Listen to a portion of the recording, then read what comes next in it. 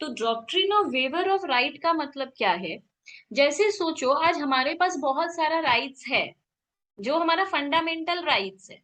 जैसे कि हम कह सकते हैं कि अगर एक लड़का लड़की शादी नहीं करना चाहता है, तो हम लोग उसे फोर्स नहीं कर सकते हैं। ये उसका फंडामेंटल राइट है कि वो शादी नहीं करेगा, उसको नहीं करना है तो नहीं करे, कोई उसको फोर्स नहीं कर सकता है, ये गलत है। अगर कोई कपल है जो बच्चा नहीं करना चाहता है, तो ये उसका राइट है कि वो बच्चा ना करे। कोई उसको फोर्स नहीं कर सकता है कि तुमको बच्चा करना पड़ेगा। तो जो कुछ चीजें हैं वो हमारे यहाँ राइट है। तो ऑल राइट्स, सारे राइट को हम लोग, जैसे कल को सोचो, किसी भी राइट को हम लोग ला सकते हैं और हटा सकते हैं, कोई भी राइट्स को। बट फंडामेंटल राइट्स को कोई वेव ऑफ नहीं कर सकता। सोचो किसी भी तरीके का कोई राइट है, जैसे अभी हम एक्सप्लेन किए, ये सारा राइट्स को ऑल राइट्स एक्सेप्ट वेव कर सकते हैं, एक बार के लिए हटा सकते हैं। पर जो फंडामेंटल राइट्स है हमारा, उसके ऊपर कोई कॉम्प्रोमाइज नहीं है, उसको फंडामेंटल राइट्स को कभी नहीं हम लोग हटा सकते हैं। तो बोल रहा है सारे राइट्स को वेव ऑफ किया जा सकता है। वेव ऑफ करना मतलब हटाना, राइट को हटाया जा सकता है, except fundamental rights can be waived off. Fundamental rights को कोई भी वेव ऑफ नहीं कर सकता है। तो हमारा तीन डॉक्ट्रिन है। पहला है, अगर हमें कोई भी लॉ खराब लग रहा है जो हमारे फंडामेंटल राइट्स को इम्पैक्ट कर रहा है, हम उसको डिलीट कर सकते हैं लॉ से। अगर हमारा कोई ऐसा लॉ है, ऐसा कोई रूल है जो हमारा फंडामेंटल राइट्स को हार्म कर रहा है, पर हम उसे डिलीट नहीं कर सकते, तो हम उसे हाइड कर देंगे। तीसरा बात बोल रहा है कि कोई भी तरीके का राइट होता है, वो एक बार के लिए हम लोग हटा सकते हैं, डिलीट कर सकते हैं, कुछ भी कर सकते हैं। पर फंडामेंटल राइट्स को कुछ भी करके डिलीट नहीं किया जा सकता। जो इंडियन सिटीजन्स का फंडामेंटल राइट्स है वो है। फिर यहाँ पे बात हो रहा है, हाँ, तो अगर अब हम यही बात बोले हैं कि सच पार्ट इज वॉइड, वो इन सेवरेबिलिटी के ऊपर बोल रहे हैं कि अगर कुछ पार्ट वॉइड करना है, ये एक्लिप्स के ऊपर बोल रहे हैं, ये एक्लिप्स के लिए है। ये ये वाला जो बात हम बोले वो एक्लिप्स के लिए लिख दिए। एक्लिप्स के लिए ये है कि कुछ पार्ट अगर वॉइड लग रहा है, कुछ पार्ट हम लोग को गलत लग रहा है, पर वो इनसेपरेबल है, हटा नहीं सकते हैं, then whole law shall be stand void. तो हम लोग क्या करेंगे, पूरा लॉ को ही, जैसे सोचो लॉ है कुछ ऐसा जिसमें एक सेंटेंस लिखा हुआ है कि अगर कोई चोरी करता है और चोरी करने के बाद किसी का अगर उसको पैसे का नीड था, अगर किसी ने चोरी किया है और उसे पैसे का नीड था, तो हम लोग उसको माफ कर देंगे। सोचो ऐसा बात पुराने जमाने के हिसाब से वहां कॉन्स्टिट्यूशन में लिखा गया है। पर आज की डेट में लगता है अगर नीड के हिसाब से देखें तो हर जगह चोरी होगा और हम लोग चोर को छोड़ देंगे। तो उस पहले लिखा गया है कि चोरी चोरी करना गलत है, पर अगर किसी को बहुत ज्यादा नीड है तो उसके नीड के अकॉर्डिंग उसको माफ किया जा सकता है। तो चोरी करना गलत है इज राइट, बट आगे एक और लाइन लिख दिया गया है कि बट अगर उसको बहुत ज्यादा नीड है तो हम लोग उसको माफ कर सकते हैं। तो ये बाद वाला पार्ट गलत है। पर अगर खाली हम लोग बाद वाला पार्ट हटा देंगे, शुरू वाला पार्ट रहने देंगे, तो इस लॉ का कोई सेंस नहीं है। चोरी करना गलत बात है, ये लिखा हुआ है, तो just a statement is not a law. तो हम लोग को ये पूरा पार्ट हटा देना पड़ेगा। तो अगर किसी चीज को इनसेपरेबल नहीं है और कुछ पार्ट उसका पूरा वॉइड है, गलत है, बेकार बात है, तो हम लोग को पूरा लॉ को ही वॉइड बता देना पड़ेगा, पूरा लॉ हटा देना पड़ेगा। ये पूरा बात को लिखा गया है आर्टिकल 13 में। आर्टिकल 14 से 18 तक ये पूरा ही आर्टिकल में सिर्फ इक्वालिटी को लेके बात हुआ है। इक्वालिटी को एक एक करके डिस्कस करेंगे, बट 14 से 18 तक में सिर्फ और सिर्फ इक्वालिटी के बारे में बात हुआ है। अब सबसे पहले आर्टिकल 14 जो कि बहुत इंपॉर्टेंट है, इससे क्वेश्चन आता है एग्जाम में। इस 14 में लिखा है equality before law and equality equal protection of law. देखो, दोनों का इक्वालिटी में डिफरेंस है। इक्वालिटी बिफोर लॉ क्या होता है? सोचो मेरे हाथ में भी तलवार है बट तुम्हारे हाथ में तलवार नहीं है, स्वॉर्ड नहीं है। तो इक्वालिटी का मतलब क्या है? हम तुम्हारे हाथ में डाल दें, तुम्हारा, एक सेकेंड, हाँ, तो बेसिकली अगर मेरे हाथ में तलवार है और तुम्हारे हाथ में तलवार नहीं है, तो ये हो सकता है कि मेरे हाथ से भी तलवार ले लिया जाए। अगर मेरे हाथ से भी उस तलवार को ले लिया जाए तो बोलेंगे क्वालिटी है, अब तुम्हारे हाथ में भी कुछ नहीं है, मेरे हाथ में भी कुछ नहीं है, और फिर फाइट करना है। तो ये भी इक्वालिटी बिफोर लॉ है। बट अगर मेरे हाथ में तलवार था, तुम्हारे हाथ में भी तलवार दे दिया जाए, तो ये है, ये भी इक्वालिटी है। पर दोनों में डिफरेंस क्या है? देखो, कोई आदमी कोर्ट में खड़ा है, दोनों के बीच में डिस्प्यूट हुआ है। एक आदमी, हम लोग ऐसा नहीं कर सकते ना कि बोलेंगे दोनों को ही बोलने नहीं दिया जाएगा। हम लोग ऐसा नहीं करते हैं। हम लोग बोलते हैं तुम भी अपना बात रखना, फिर तुम भी अपना बात रखना। हम लोग दोनों को अपना अपना बात रखने का टाइम देते हैं। तो इक्वालिटी बिफोर लॉ एक नेगेटिव फ्रेज है, ये भी इक्वालिटी है। पर हम लोग क्या कर रहे हैं, मेरे तुम्हारे हाथ में तलवार नहीं है तो मेरे हाथ से भी ले लिया गया तलवार, मतलब हम दोनों को ही कुछ नहीं दिया गया।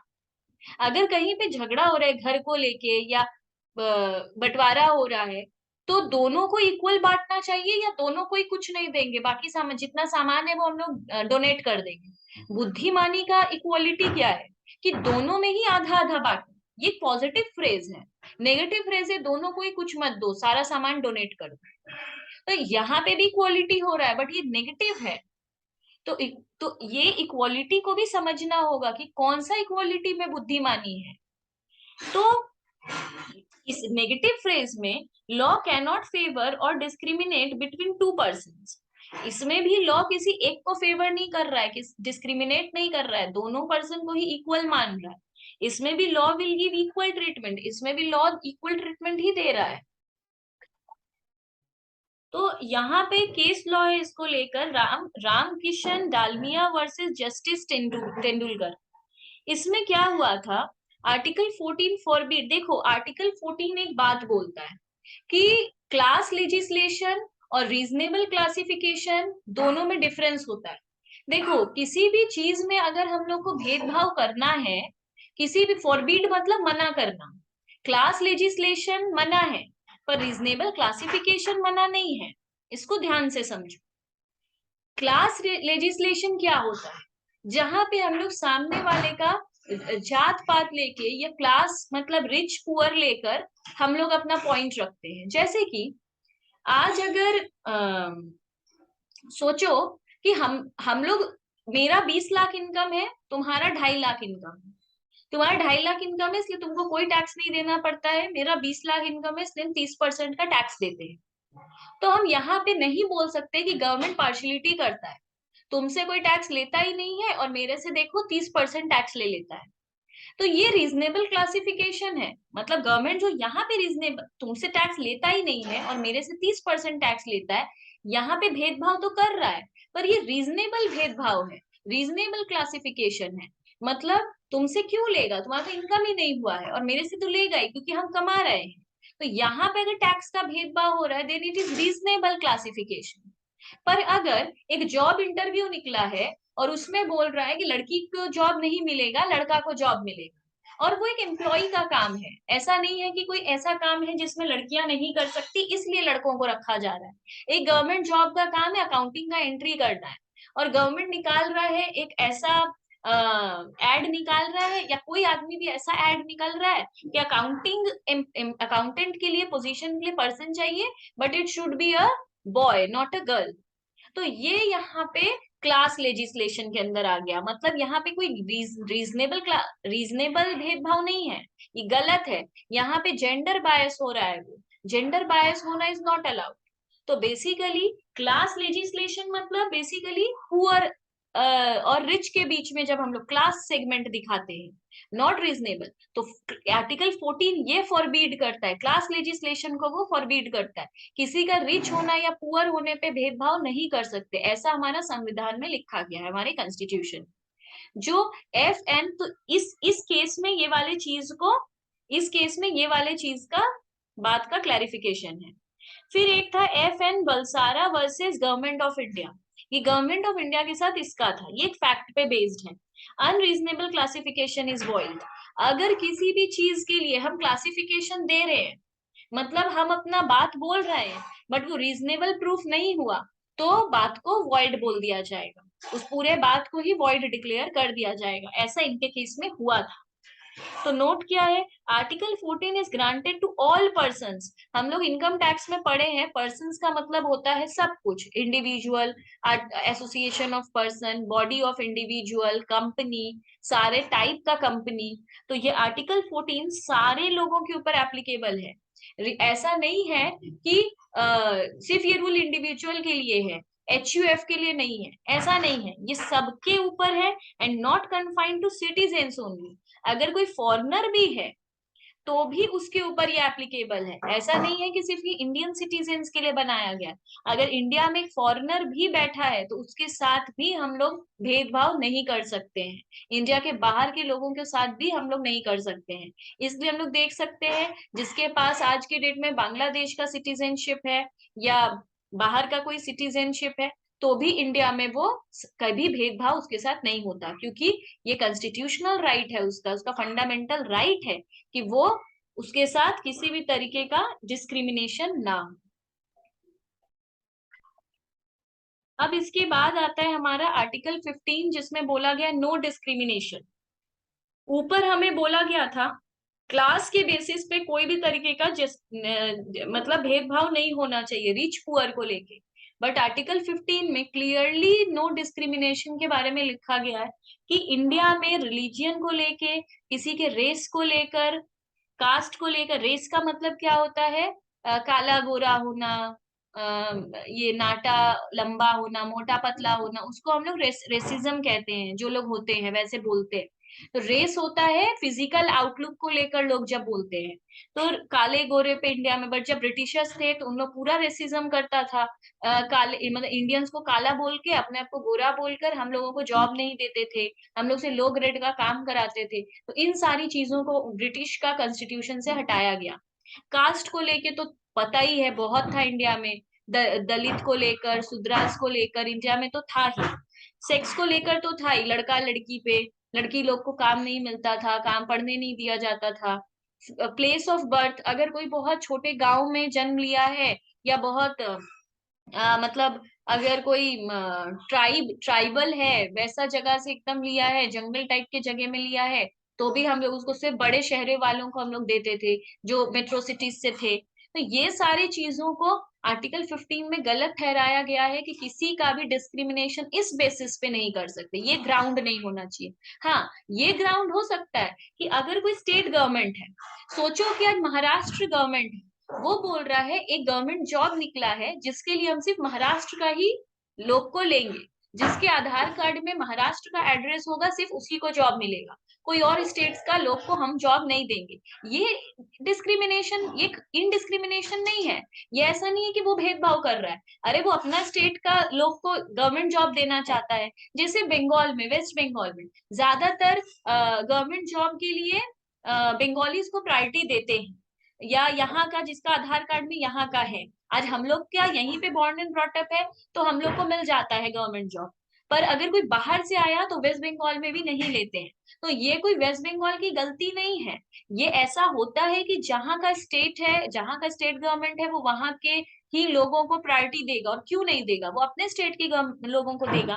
तो यहाँ पे नहीं बोल सकते कि आप आर्टिकल 15 का उल्लंघन कर रहे हो। आप क्वालिफिकेशन देखो ना, आप एक्सपीरियंस देखो ना, आप मेरा मतलब एड्रेस क्यों देख रहे हो, कहाँ के हैं ये क्यों देख रहे हो आप, वो वहां देख सकता है। This is not discrimination. तो ध्यान रखना है, सिर्फ ये 5 ग्राउंड होना चाहिए तभी गलत है डिस्क्रिमिनेशन। अगर ग्राउंड कुछ और है तब नहीं होना चाहिए। तो बेसिकली इन सब बातों पे ध्यान देना है। अब आता है आर्टिकल 16। आर्टिकल 16 अगेन इंपॉर्टेंट है, 14 इंपॉर्टेंट है और 16 बहुत इंपॉर्टेंट है।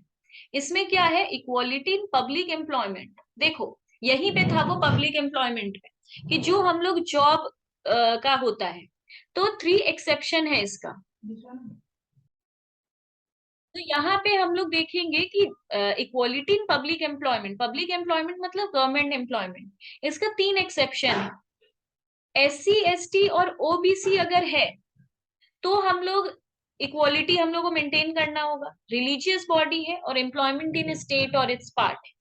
स्टेट और इट्स पार्ट का क्या मतलब हुआ, मतलब अगर सोचो महाराष्ट्र गवर्नमेंट है वो बोला सिर्फ हम मुंबई के लोगों को जॉब देंगे, पुणे के लोगों को जॉब नहीं देंगे। तो वो ऐसा कर सकता है।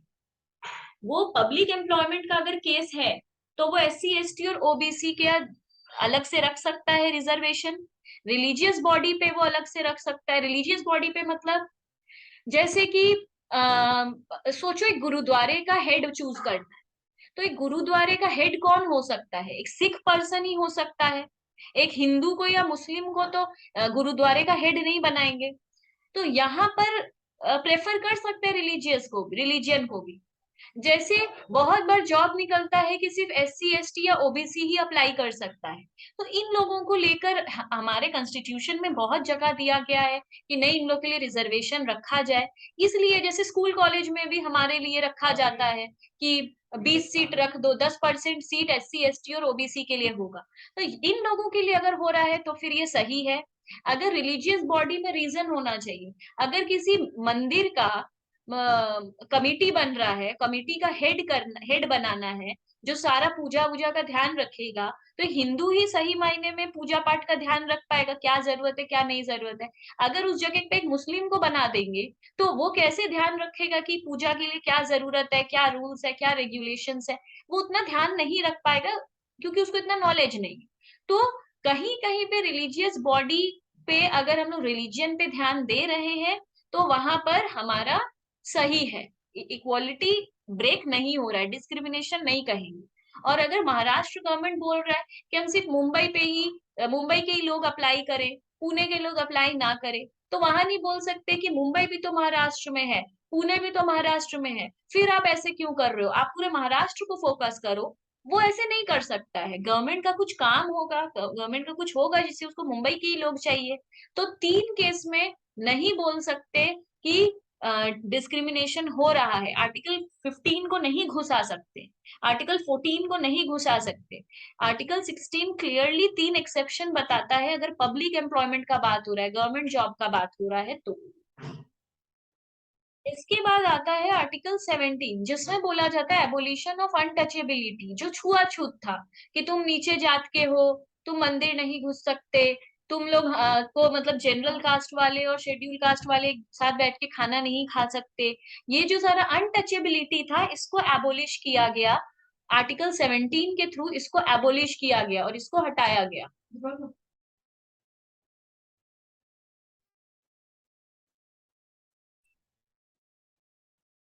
और अगर कोई आज भी अनटचेबिलिटी को करता है तो उसके लिए ऑफेंस का एक्ट बनाया गया है, ये पनिशेबल है। अनटचेबिलिटी ऑफेंस एक्ट 1955 में, 1955 में इसके लिए एक्ट निकला था क्योंकि ये इंडिया में बहुत ज्यादा होता था छुआछूत।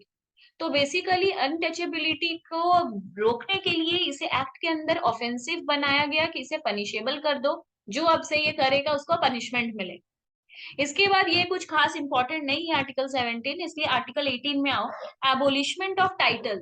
जब ब्रिटिशर्स यहाँ पे थे तो वो लोग बहुत लॉर्ड, किंग, वाइस रॉय ऐसा करके अपने पास ऐसा टाइटल रखते थे कि लॉर्ड विलियम, किंग चार्ल्स, ऐसा करके वो लोग अपने नाम के आगे टाइटल लगाते थे। पर हमारे कॉन्स्टिट्यूशन में आर्टिकल 18 में इस टाइटल्स को एबोलिश किया गया। तो ये सारे टाइटल को हटाया गया जिससे किसी इंसान को सुपीरियर या इंफीरियर समझा जा सके। जिसके नाम के आगे लॉर्ड, किंग, वाइस रॉय ये सब रहता था, हम लोग समझ जाते थे वो बहुत सुपीरियर पर्सन है। तो जब हमारा कॉन्स्टिट्यूशन बना तो आर्टिकल 18 के थ्रू इसे 18 को एबोलिश किया गया, जिसमें बोला गया कि किसी भी सिटीजन का, किसी भी इंसान का, पर्सन का कोई टाइटल नहीं होना चाहिए, सबका सिर्फ नाम होगा। और अगर किसी को फॉरेन गवर्नमेंट से कोई टाइटल मिल भी रहा है तो उसको प्रायर परमिशन लगेगा हमारे प्रेसिडेंट का। मतलब अगर सोचो हम कुछ बहुत अच्छा किए हैं किसी दूसरे कंट्री में जाकर और वो कंट्री मेरे को एक टाइटल देना चाहता है, तो हमको वो टाइटल लेने के लिए भी अपने कंट्री के प्रेसिडेंट से प्रायर परमिशन लेना होगा, प्रायर कंसेंट लेना होगा। ये रूल सिटीजन ऑफ इंडिया के लिए, मतलब इंडियन सिटीजन्स का ये रूल है। बाकी जिसको लेना है वो लो, बट अगर कोई इंडियन सिटीजन है तो उसको हमारे प्रेसिडेंट से प्रायर अप्रूवल लगेगा कि हम वो टाइटल एक्सेप्ट कर सकते हैं या नहीं। अब इसके बाद आता है सेक्शन 9, आर्टिकल 19। आर्टिकल 19 पूरा पूरी फंडामेंटल राइट्स को एक्सप्लेन करता है। फंडामेंटल राइट्स हमारा टोटल 6 है, जिसको एक एक करके डिफरेंट क्लॉज में बताया गया है, A, B, C इस तरह डिफरेंट। पहला है हम लोगों का freedom of speech and expression, जिसे जो बोलना है वो बोल सकता है। इसको डिटेल में पढ़ेंगे, पहले सारा फंडामेंटल राइट्स देख लो। पहला है freedom of speech and experience. दूसरा है right to assemble peacefully without arms. तीसरा है right to from association. Fourth है हम लोगों का right to move freely throughout India, मतलब हम लोग अपने इंडिया में कहीं पे भी फ्रीली जा सकते हैं। नेक्स्ट हम लोगों का है right to reside and settle in part of India. और सिक्स्थ है right to exercise any trade और प्रोफेशन।